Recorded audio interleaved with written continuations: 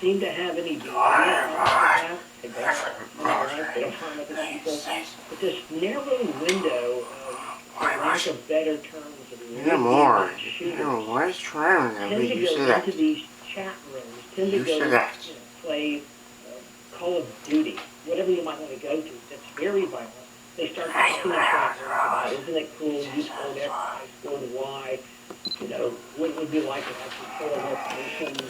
And, those are inappropriate conversations, probably some folks that, aren't serious about what they're saying, but these mass shooters are. And so what happens is they lose track of what is real and what is fake. And the violence in those games sort of fuses their personality.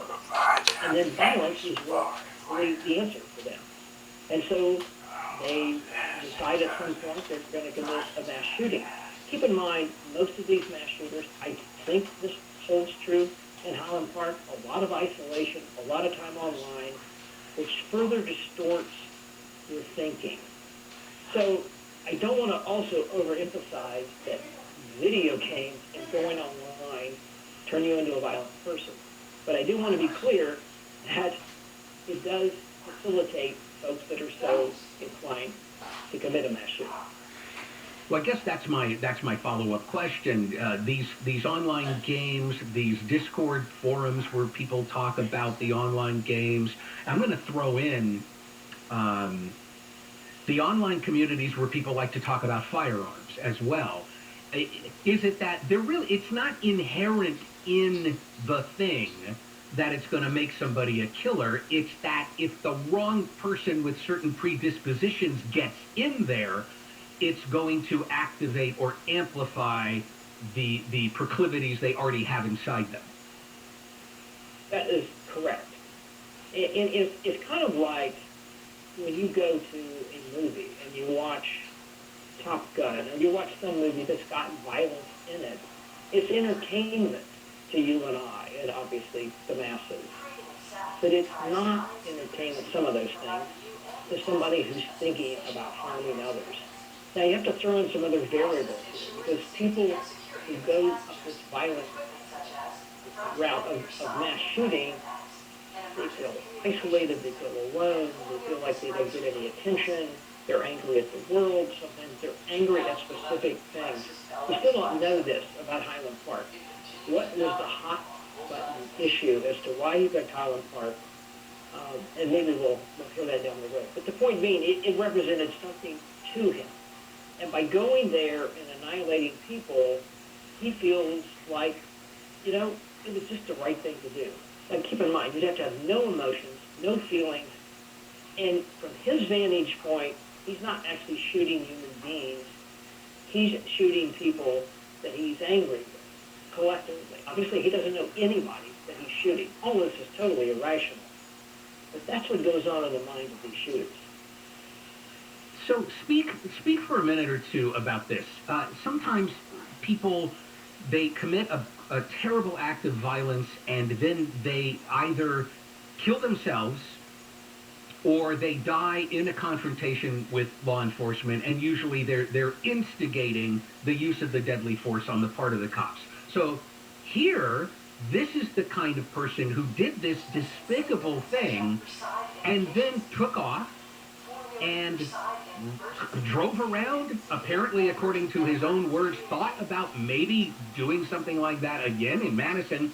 And when he was confronted by law enforcement, it appears he basically complied and he was taken into custody without incident. So my question is this the kind of person where the answer to his motivation might be in seeking fame and glory and notoriety of some type? Since he didn't apparently want to die. Correct. And also, and you already pointed it out, is that he had another shooting in mind.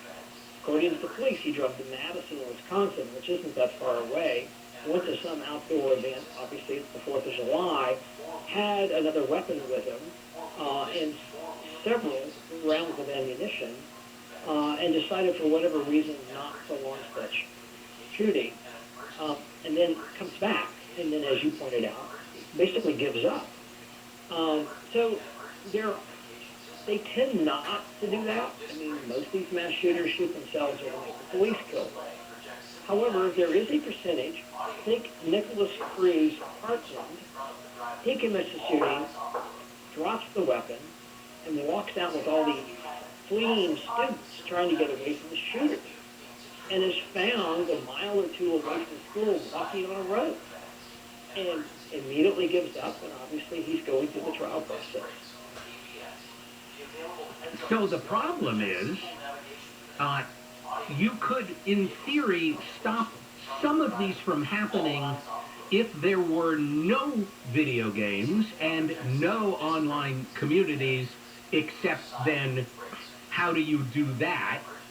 And since you can't really know whether somebody has a worldview where they go out in a blaze of glory or where they don't go out but they still get the glory, it's really hard, I guess, in advance to peg who is most at risk for committing an atrocity like this. So what do you do?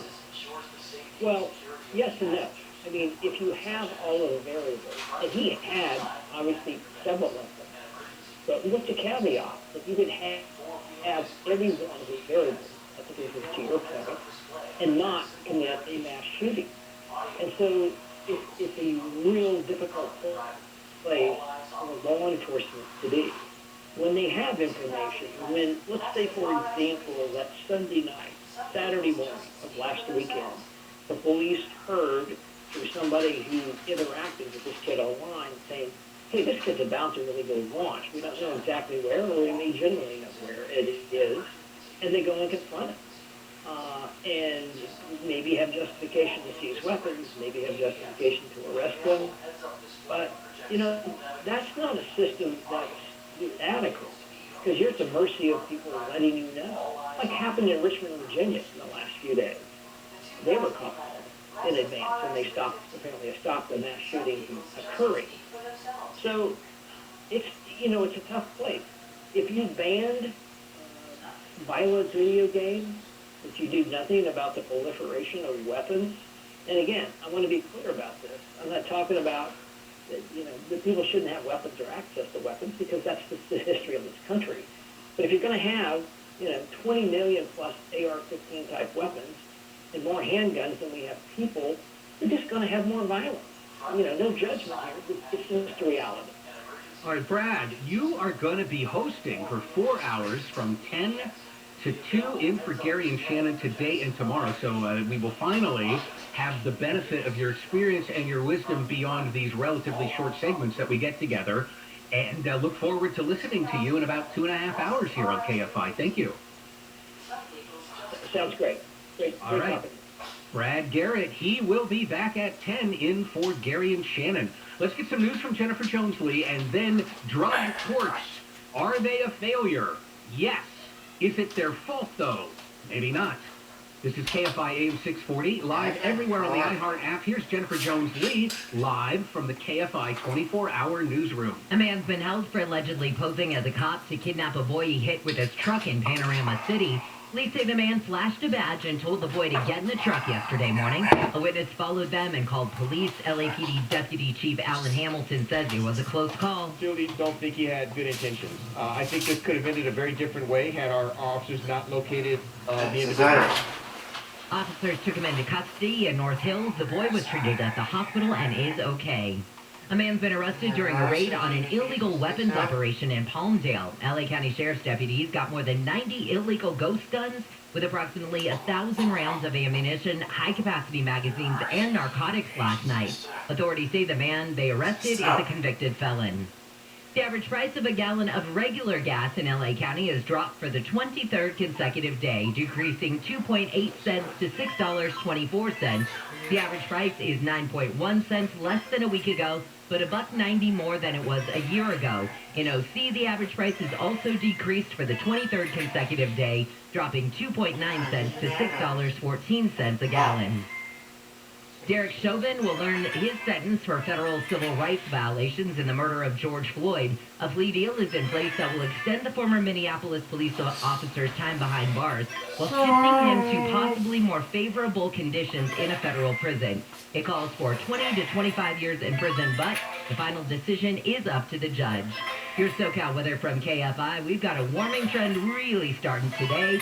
So highs at the beaches will stay mild, just the low to mid 70s. We'll be in the upper 70s, low 80s for Metro LA and OC. But it's the warming trend inland that kicks in today with highs in the low to mid 90s. And those inland highs should hover around 100 for the whole weekend. Let's get a look at that drive. KFI in the sky, back to the 91. Well, it's actually, good morning. Well, we have two enormous problems at the extremes of our living area here. First, leaving Corona, going to the east. Eastbound 91, we're open this right now. Eastbound 91 before Pierce, all lanes are shut down. It's a fatal crash investigation. Still has a long way to go. Again, we're just circling over this. The eastbound 91, it stops now, even before you get to the 15 at Main Street and building quickly. Now, westbound, all lanes have been open, but you know what's going on. Everybody comes to a halt to take a look. That backup is going through Tyler. Now, the big picture way around this is definitely, if you can get up to them, get to the E60, the 10, or the 210. In between now, the 57 and even east of the 15, they're all in pretty good shape. When you get off at the closure at Pierce Street, mind you, you have to deal with traffic signals, so it's just a mess here. The other big problem is going towards Santa Barbara, northbound 101 for Winchester. All lanes are shut down there. Terrible crash, and there's really no alternative. KSB's trying to get people across by the right shoulder, so, boy, massive delays all the way around. Jeff Baugh, KFI in the sky. Our windows have a story to tell, shouldn't yours? My name's Aaron Dufresne. Jeff Parker and Chris Perez. I work for American Vision. When you see smiles on people's faces, enjoying what they're doing, that changes everything. Everybody's here to help and take care of our customers. American Vision Windows is one of the most family-oriented companies I've ever worked for. American Vision Windows continues to revolutionize the home improvement industry, one customer at a time, while changing the lives of our employees for the better. Happy employees, happy customers. They were efficient, they were courteous. In the installation, it was beautiful. See the difference that new windows can make in your home. Combine any two of these offers and save up to $2,200. Free expert installation, free upgrade to the Sun Matrix package, free sound package, no payments, no interest for 12 months. Choose any two and save. Call 888-226-9908. For all offers, call or see website for details. Offer expires 7/31/2022. CSLB number 778326. Catch the vision. Catch the vision. American Vision Windows. The Dodgers, fireworks, and 80s music. What more could you want? Come to Dodger Stadium on July 8th when the Cubs visit and stay for Friday Night Fireworks presented by California Pizza Kitchen. For tickets, visit Dodgers.com/promotions. Finding great candidates to hire can be like, well, trying to find a needle in a haystack. Sure, you can post your job to some job board, but then all you can do is hope the right person comes along, which is why you should try ZipRecruiter for free at ZipRecruiter.com/free. ZipRecruiter doesn't depend on candidates finding you. Its powerful technology identifies people with the right experience and actively invites them to apply to your job. You get qualified candidates fast. So while other companies might deliver a lot of hay, ZipRecruiter finds you what you're looking for. The needle in the haystack. 4 out of 5 employers who post a job on ZipRecruiter get a quality candidate through the site within the first day. ZipRecruiter, the smartest way to hire. And right now, you can try ZipRecruiter for free. That's right, free. Just go to this exclusive web address, ZipRecruiter.com/free. That's ZipRecruiter.com/free. ZipRecruiter.com/free. Adjusting thermostats, signing up for eco-friendly rebates, all to create a clean energy California. And thanks to programs and incentives from SCE, we all have the power to ensure a clean energy future. Visit SCE.com/clean energy to learn more. Mark your calendars. The Los Angeles Times brings you Eat, See, Hear, presented by Showtime. LA's traveling outdoor cinema series features delicious eats from local food trucks and live music performances. It's fun for the whole family. For dates and details, visit EatSeeHear.com. KFI AM 640. An iHeart radio station. More stimulating talk.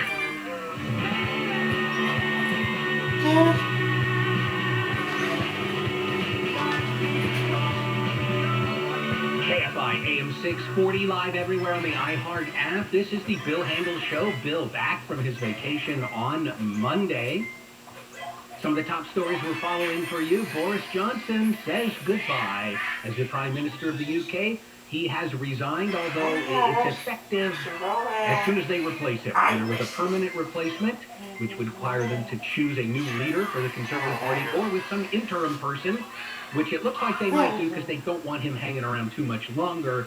You may have noticed over the last few weeks that people keep resigning from his administration because they don't want him to be Prime Minister anymore. These are people from his own administration and his own party, not his political enemies. And when it hit about 50 people stepping down, that's when I guess even Boris Johnson couldn't, fool himself anymore. Derek Chauvin's supposed to be sentenced today in his federal case arising from the murder of George Floyd. And Brittany Griner has apparently pled guilty in Russia to having that vape cartridge. So we're waiting to see how soon she will be sentenced and what that sentence will look like. And speaking of sentencing, drug courts. Drug courts were the new hot kid on the block some years ago. I would say 1990, 91. If you want to be a little more precise, when here in California, it was up in Alameda County, we put into place the state's first and the nation's second drug court. Drug courts are part of a group of courts that they call collaborative justice courts. So they're special courts that deal with particular things. Drug court, of course, deals with drug offenders. Mental health courts, you have those. You have homeless courts. You have DUI courts. There are veterans courts. And the idea with a collaborative justice court is it's not as simple as somebody committed a crime and what do we do with them. It's usually somebody committed a crime and then either there's something about the crime or the person that requires a broader degree of intervention. In other words, you have to decide how much punishment they get, but you also need resources to help them. So drug courts are one of those things. And it started with the idea that people who get popped, and this is almost exclusively people popped with just possessing drugs, not selling them. That people who get popped possessing drugs they have a medical problem. They have a health problem. They're not so much criminals as they are people who have a medical problem, the expression of which has been made a crime. And so the idea is we don't want to just toss them in jail. We want to help them.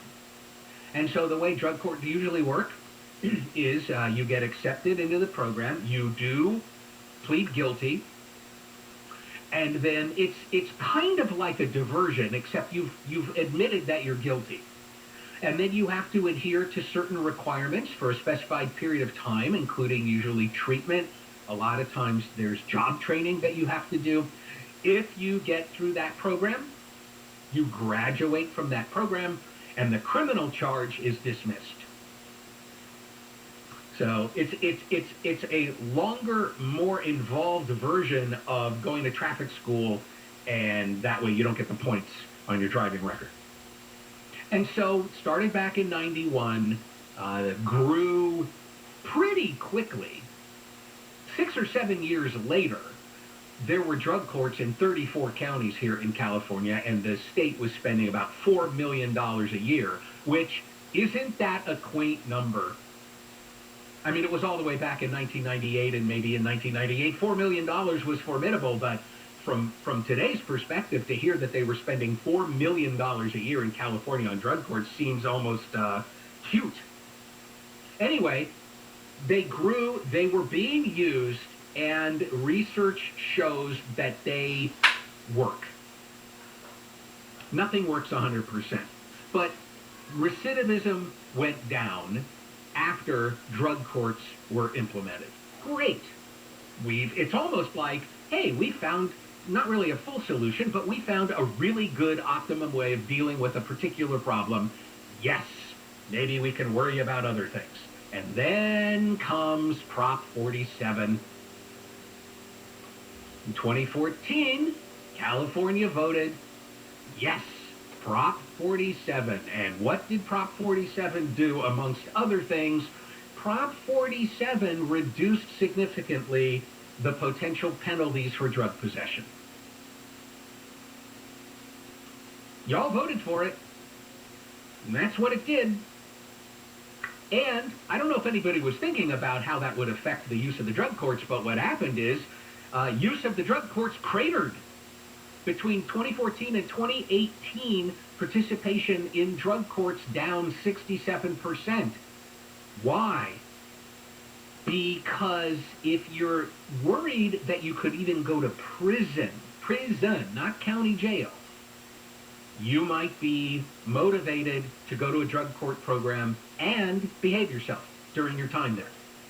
But if really all you're looking at is a little bit of time in county jail, if your crime is just going to be a misdemeanor, and if also you know that jails are releasing people very early because of overcrowding, well, you do a different calculus in your head, and suddenly you don't want to go through the hassle of all that drug court stuff and people in your face and having to test, report to people.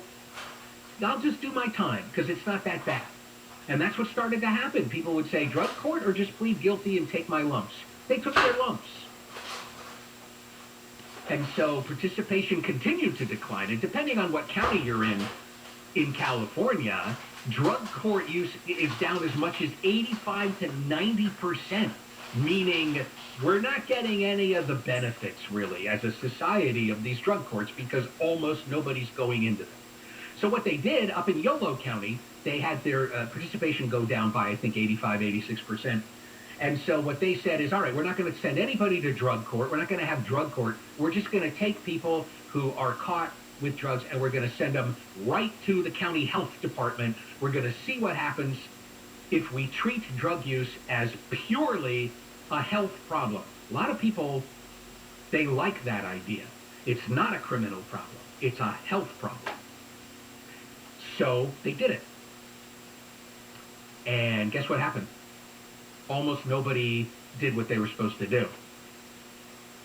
Less than 12% of the people that they sent over to the Health and Human Services Agency, less than 12 of them even answered the initial phone call to get things going. And so guess what they're doing back in Yolo County? Drug court is back. They're calling it Drug Court 2.0. And one of the things they've added is when you're there in the courtroom, you have to meet with somebody from the county health department right there before you can leave. And they hope possibly this will improve compliance with this thing. So that didn't work out too well, did it? Hey, let's get some news from Jennifer Jones-Lee. And then, I cannot believe this, the bullet train, by the way, which is still 100% a live, expensive project, is getting an inspector general. I know. You mean now they're getting one? Yeah, I'll tell you what that person may or may not be able to do. It's KFI AM 640, live everywhere on the iHeart app. And here's Jennifer Jones-Lee, live from the KFI 24-hour newsroom. I just want to know if his card actually says Bullet Train Czar on it. They're not a czar. Dang it. They're an inspector general. Fine. No, Jen, an IG is better than a czar. But he has to lead Dungeons and Dragons it is. All right, that's one way of looking at it. Apple has a new feature for iPhones. It's called Lockdown Mode. It's intended for high-profile users like politicians and activists who may be targeted by state-sponsored hackers. A new report shows police in Uvalde, Texas, had 3 chances to stop a shooter before he entered an elementary school and killed 19 children and 2 teachers. And reports out of Japan today say the creator of the popular comic series Yu-Gi-Oh! Has died. A Japanese public broadcaster said 60-year-old Kazuki Takahashi was found dead in the ocean wearing his snorkeling gear. From the Driveway.com Weather Center, we've got a sunny day ahead and warm with highs from the low 70s at the beaches to the mid-90s inland. This report is brought to you by Amtrak. From the Southern California Toyota Dealers Shopping Center, let's go places. Back to the 91 we go. All right, some really severe delays. I just want to give you a heads up. It's going to last for a while. It's going through Corona. Eastbound 91 before Pierce. All lanes are shut down. You must exit at Pierce. Fatal crash investigation is going to take forever. You know what happens. East 91 before Maine is the backup now. That's a long way. Simply put, the E60, the 10, or the 210, all good, still good. In between the 57 all the way up to the 15. Now, as I speak to you, we're circling out with the San Bernardino freeway around Vincent. CHP's running a... Oh, I see what's going on here. The carpool lane's blocked. CHP's running a break. In other words, stopping everybody. It's getting slow coming away from Azusa. More on this one coming up. Jeff KFI in the sky. Avoid the hassles of travel when you ride Amtrak. Long lines? Nope. Airplane mode? Forget about it. Middle seats? Never heard of them. Get to your destination the relaxing and easy way. Stress-free summer. Just an Amtrak away. Book now at Amtrak.com. This report is sponsored by personal injury firm Owen, Patterson & Owen. Not all lawyers make it personal, but we do. I'm Susan Owen, mother of 6, wife of 23 years, and managing partner at personal injury law firm Owen, Patterson & Owen. If you've been injured, I'd be honored to represent you. OPOlaw.com. The Dodgers, fireworks, and 80s music. What more could you want? Come to Dodger Stadium on July 8th when the Cubs visit and stay for Friday Night Fireworks presented by California Pizza Kitchen. For tickets, visit Dodgers.com/promotions. I just love me a summer vacation, or staycation, or playcation. Call it whatever you want, because I can do all three right here in Morongo. And now, the top 5 reasons to visit Morongo. Number 5. Cool down at the hottest pool party under the stars. DJs, drink specials. It's Flamingo Fridays at Oasis Pool. Number 4. Snack bar giveaway. Get a poppin' popcorn maker when you earn 500 points on your reward card. The 11th or 12th. 3. Morris Day Live. Saturday, July 9th. Get your tickets now. And the number 2. Every half hour, 2 lucky players will win $500 cash playing table games with their rewards cards. Wednesday and Thursdays, noon to 10 p.m. And the number 1 reason. The reviews are in, and the new all-you-can-eat marketplace is absolutely delicious. You gotta go. Morongo Casino Resort and Spa. Morongo. Good times! Are you planning on selling your home? Hey, it's Dean Sharp, the House Whisperer. Can I give you some important advice? Don't throw away your home's true money-making power by settling for one of those quick cash deals or selling as is. Settling is not what we do with our most valuable asset, and it could cost you tens or even hundreds of thousands of dollars. Instead of settling, talk to the good folks at Revive Real Estate. Revive has a revolutionary renovate before listing program that maximizes the value of your home, but takes the stress out of pre-sale renovations. It's quick, it's easy, it's zero out of pocket, and on average, home sellers like you gain an additional $200,000. Let me say that again. On average, sellers gain an additional $200,000 in profit when they use Revive. There is a right way and a wrong way to sell your home. The wrong way is to settle. The right way is to talk to Revive. Get all the value out of selling your home at revive.realestate. That's revive.realestate. Make this the year you go to our iHeartRadio Music Festival. Friday, September 23rd and Saturday the 24th. T-Mobile Arena here in Las Vegas. Buy your tickets now at AXS.com. Having the time of your life is more rewarding than ever when you visit any of the MGM resorts nationwide. With MGM Rewards, dine, stay, play, and earn on all of it. Get details at MGMRewards.com. Subject to warning and redemption limitations applicable to certain purchases and in certain states. Go on Instagram at Conway Show. Would you put a video of me smelling your bag? Oh, was that okay? No, I guess not. I wanted to smell belly of the bag. Hey, George! Oh, no, not again! But it does smell like genuine leather. It's a high-end bag. The Tim Conway Jr. Show. And I know, because the schnoz knows I can pick out a fake. Weeknights at 6 on KFI.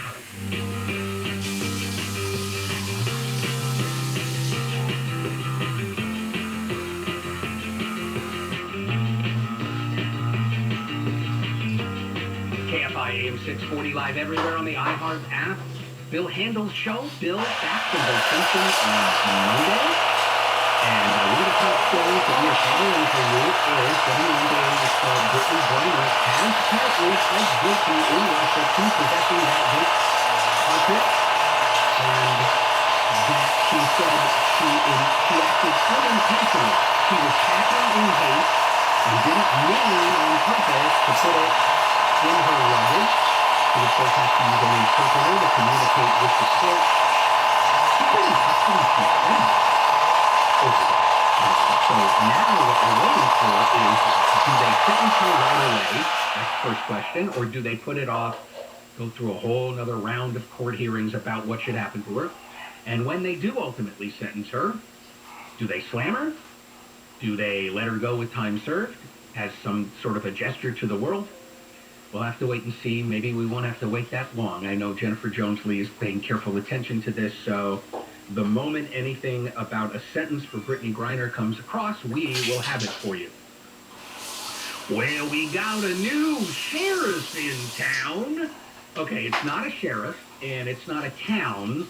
It's an inspector general, and it's the state of California, and this all has to do with this cockamamie bullet train, which I think this is adorable that many media sources are still calling it a $105 billion railroad project. There's no way you're getting a bullet train from LA to San Francisco for $105 billion. That's never happened. I don't know if we're ever getting a bullet train from LA to San Francisco at any cost. And as we already know, even if we do get a bullet train from LA to San Francisco at any cost, we're not getting a bullet train from LA to San Francisco because parts of that route won't be bullets. They'll be regular, boring trains.